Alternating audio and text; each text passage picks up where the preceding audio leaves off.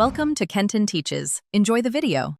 You start by prepping the phone and car so the connection is quick.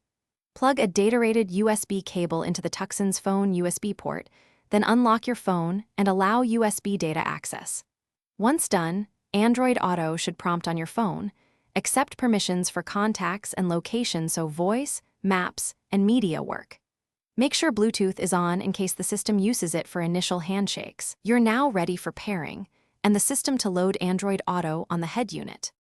You authorize and launch Android Auto from the Tucson's display next. Tap the Android Auto icon on the infotainment screen and follow the on-screen prompts. Accept terms and grant microphone and notification permissions so voice commands and messages work.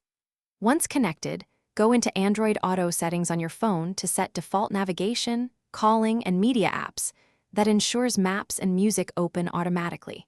If you want voice control, say, "Hey Google," to test. The system should You finish by using the steering wheel buttons, touchscreen, or voice to operate Android Auto while driving.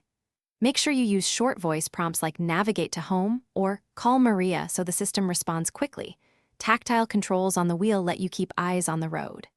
If Android Auto fails to connect, try swapping to a known good data cable, restart your phone, and toggle the car's USB mode or infotainment reboot. If problems persist, clear Android Auto cache or check for head unit software updates. Thanks for watching. Please subscribe if this video was helpful.